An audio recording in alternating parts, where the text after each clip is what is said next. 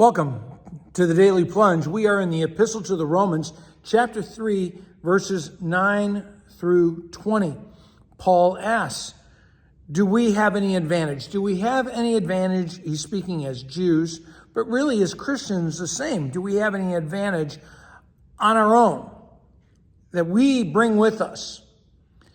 And he says, no, Jews and Gentiles, Christians and pagans, believers and unbelievers, all alike are under the power of the law. Now, believers are no longer under the domination of the law or sin, but they still live with it.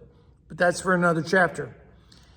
But he says, no one. So then Paul launches into a variety of passages that are taken from the Old Testament to build this theology of how really a radical understanding of humanity is that we're absolutely lost in sin. And so believers and pagans are all in the same boat, under the power of sin.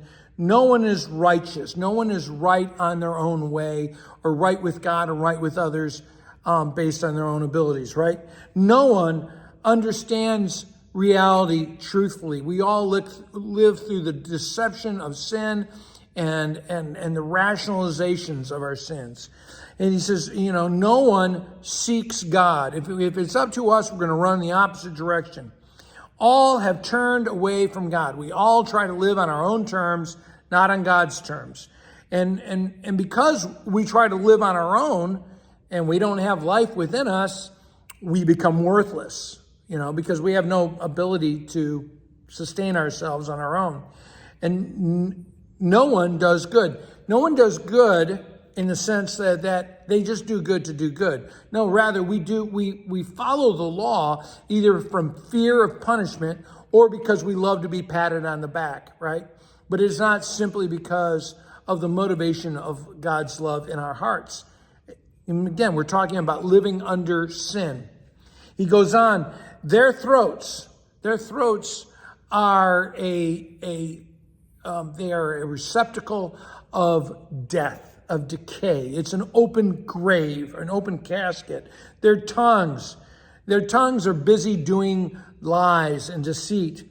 In fact, their tongues, they have poison viper lips. I mean, just amazing language there.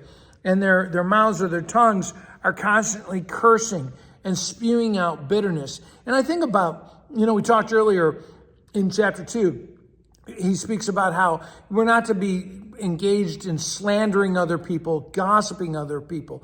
This is that cursing and that bitterness that's a sign of the poison of sin and the devil, not spirit, right? The Spirit of God. Their feet, they're eager to run, to go shed blood, to go tear down other people. They bring their standard operating procedure is to bring about misery and ruin. And, I think so often we forget to look at the cost of sin. People make a judgment and it's gonna be costly to them to be a follower of Jesus.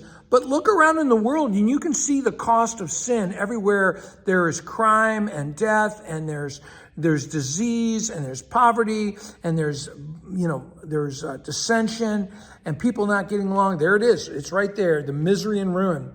He says they don't know peace. All they know is how to have conflict and violence.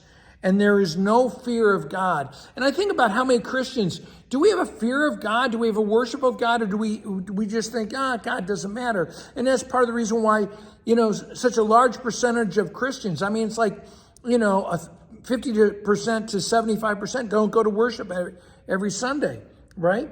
The law says that everybody is under the law, under the authority of God. And this law that God has, it deals with our inmost heart, not our deeds, but who we are to our core. And we're sinners to our core. Well, thanks, friends. Have a blessed day.